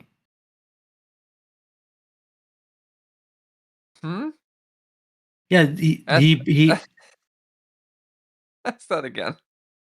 What do you mean? Like, is Princess Aubrey like the princess of what, Like a England? real life princess? Is that what you're Yeah, asking? yeah, No, I don't think so. I could be wrong about that. It's also the future, so They're in the future. right. So. I keep I wouldn't forgetting. know. Yeah, that's true. I'm forgetting we're in the future. I apologize, guys. Up to the roof. In his mind, he's in the middle of a jungle war, dragging a wounded comrade to safety, while trying to invade the enemy. On the roof, the mystery man is waiting, where Dinkins sees him in a vehicle as a rescue helicopter. He loads the dress onto the craft. Batman arrives, but Mr. Dinkins sees him as an enemy soldier and attacks him, telling the helicopter to run it for it. After a brief fight, Batman manages to knock Mr. Dinkins into the wall, thereby snapping out of his delusion. Mr. Dinkins also expressed confusion. Does this guy look familiar to you, Mr. Dinkins?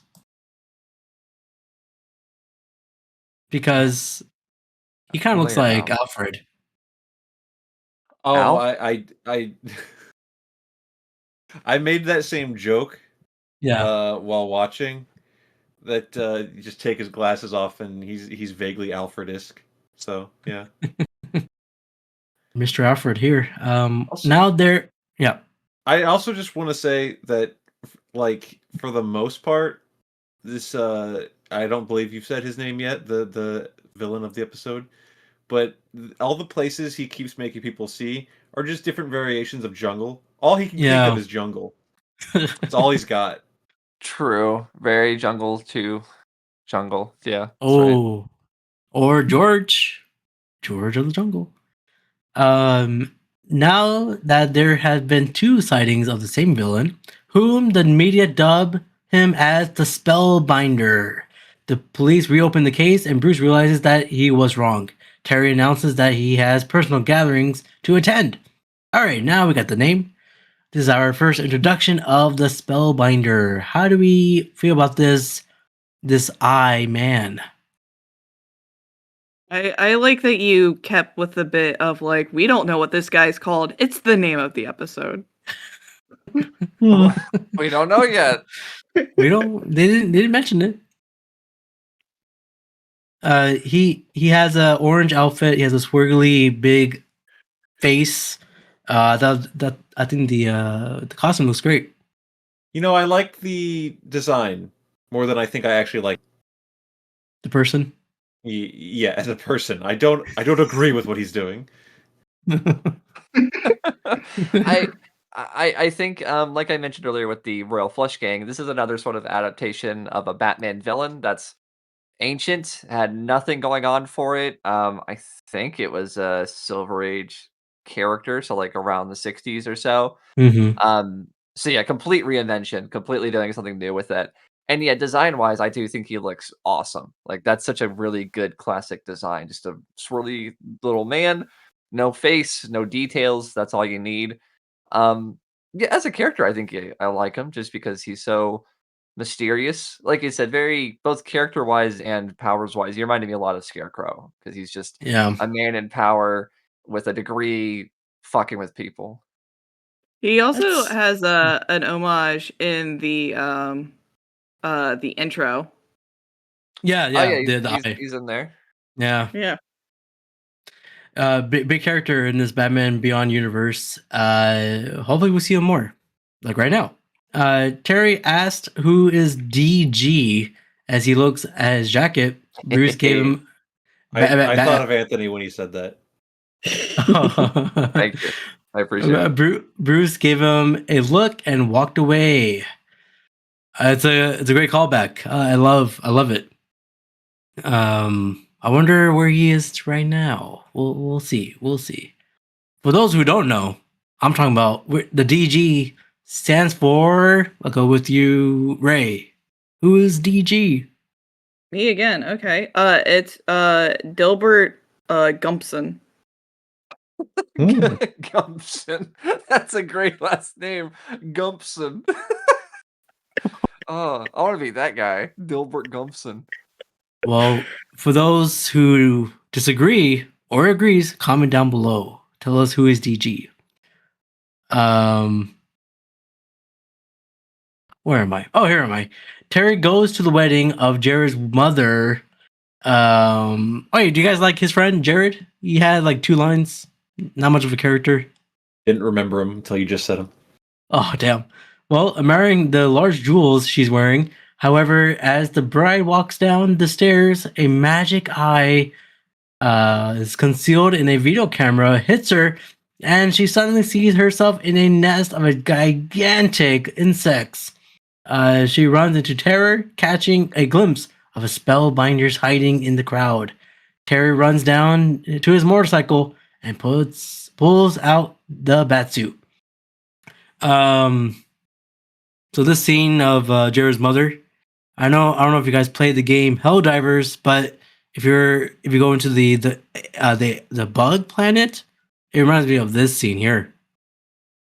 I said aloud while watching, not by myself, of course, I'm not crazy, that it reminded me of Starship Troopers. But yeah, I suppose we just said the same thing. Basically. We did.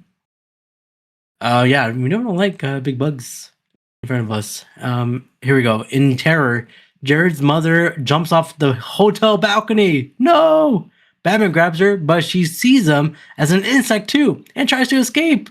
Eventually, she sees even her jewelry as insects and tears them off before falling onto the train tracks in the path of an oncoming train.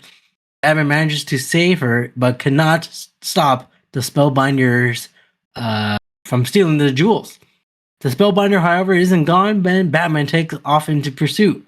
As he catches up to the Spellbinder, he turns and zaps him with this magic eye.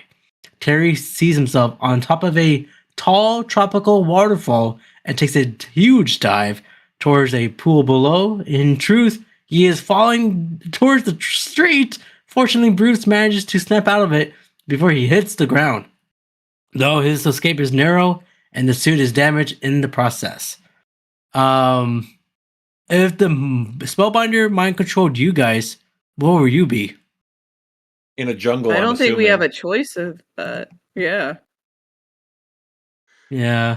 Oh, I want to talk about the suit damage. Yes. Wow, it looked cool. Yeah.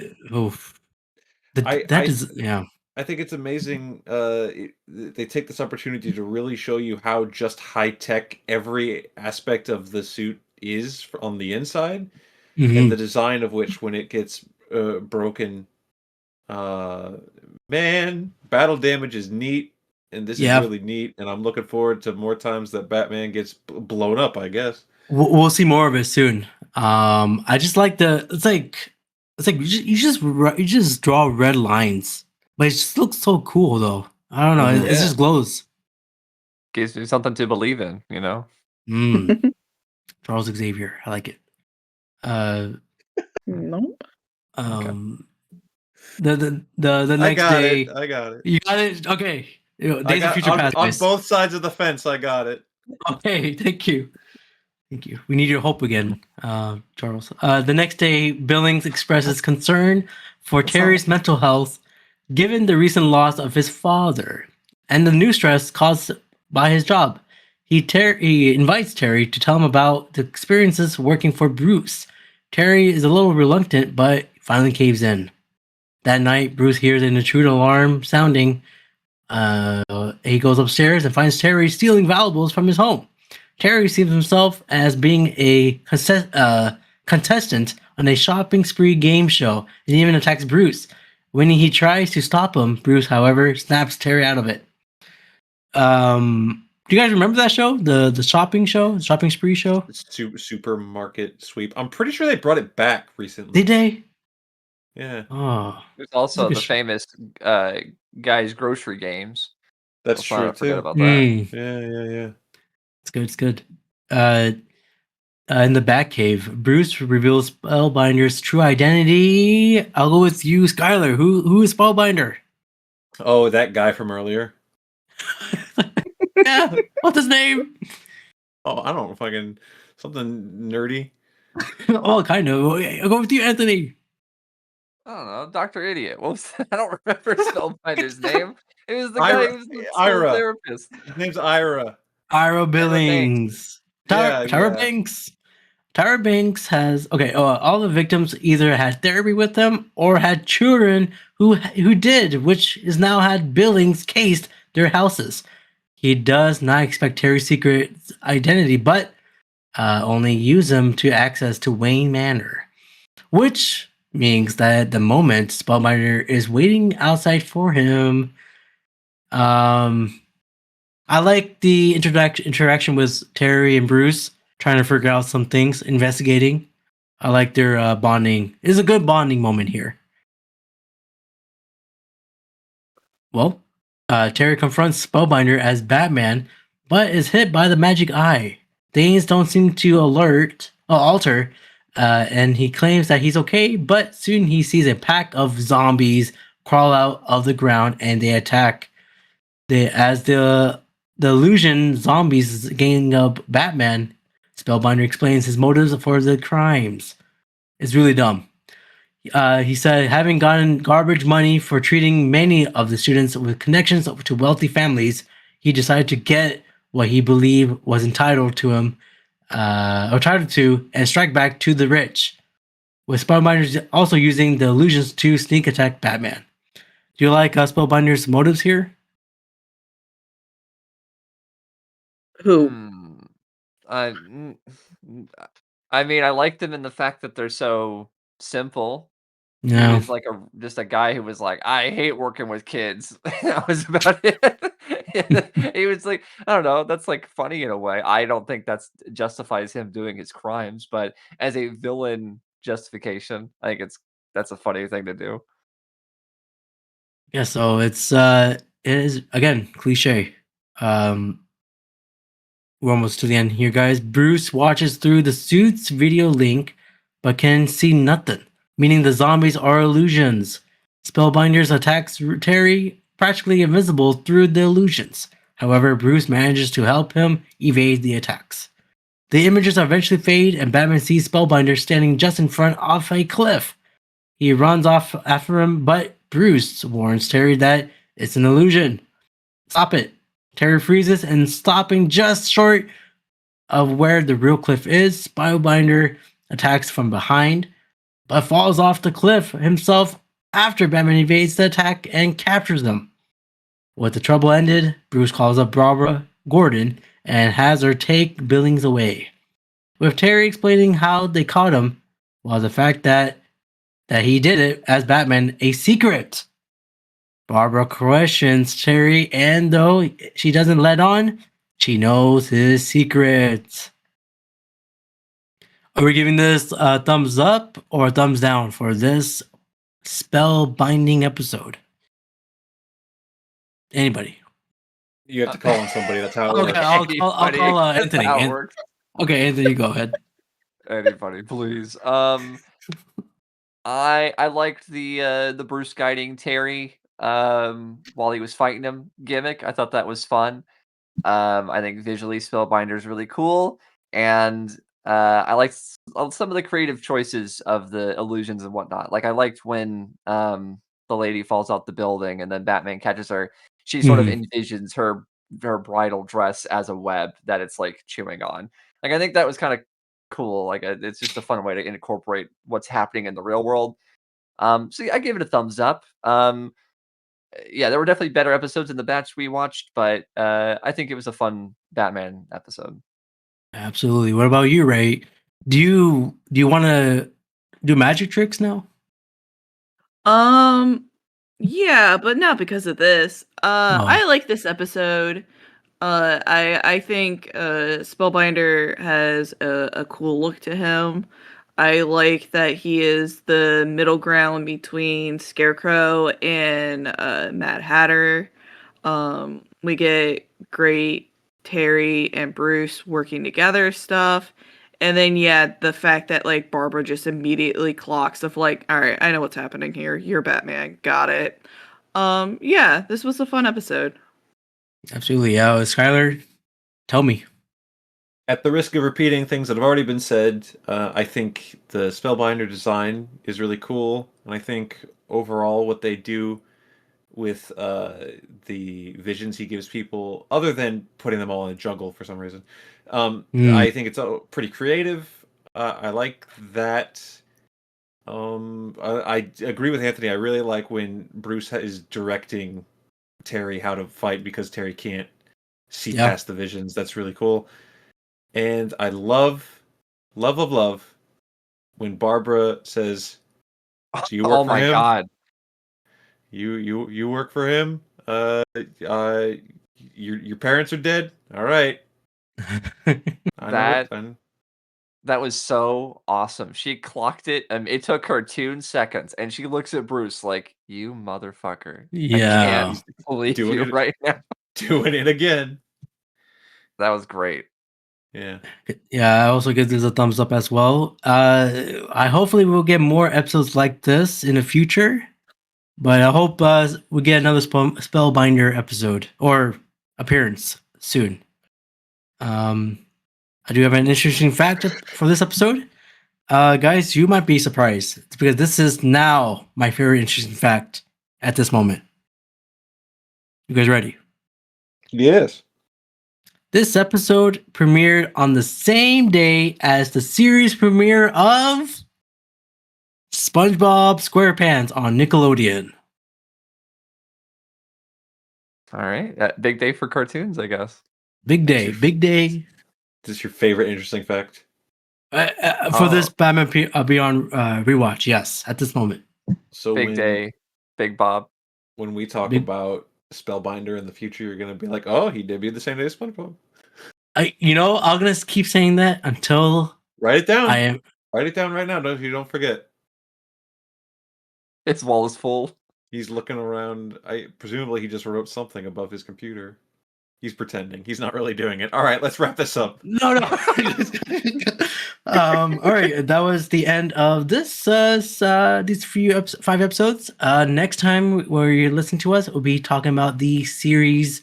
Oh no, sorry, not series. Series 1, season 1 finale with just 3 episodes. Ray, where can they find you? You can find me anywhere with the username of the Ray Sketches. Oh, any sketches we're gonna wait for? Anything? No. Okay. What about you, Skyler? Is there anything you want to give us? Mm-hmm. Got a podcast of my own. It's called Ready Set Replay on Spotify and YouTube. Or you could follow it on Twitter at @RSR_POD. Or if you just want to follow me, you can do that on Blue Sky at Skyler8bit. Guys, again, you guys just talked about Diablo 2. Is that correct? That is correct. Diablo 2. It's a video game, and it's pretty good. What about you, Anthony? Is there something you want to give us? Sure. You can find me at Anthony Lantern on pretty much all social media platforms. I'm also on YouTube, Anthony Reviews, where Anthony reviews. I do action figure and toy reviews there. So if you like Batman toys, feel free to check that out. I also have my 2 other podcasts I like to plug. First one is called The Grud, which is a movie podcast that I do with my friend Kirk Beatty, where we discuss the movie industry as well as movies that we've seen recently. And then I have a podcast with Ray, who you've heard on this podcast, called The Couples Collector Club, where Ray and I discuss action figures and comic books that we purchase and read. We read the comics. We don't read the action figures. Oh. Well, I know that you guys, for both of the podcasts, you guys release new episodes, so can't wait to hear them. For this podcast, you can listen to it on where you're listening to right now, Spotify and Apple Podcasts. I'm also on YouTube at Brown Boy Wonder Podcast. And I am close to 300 subscribers on YouTube. I think I'm like 4 away. Hopefully by when this comes out, hopefully I pass it. Let's get there. Let's get there. Let's get there right now. Till then, we'll talk about season 1 episode finale episodes, whatever. Bye.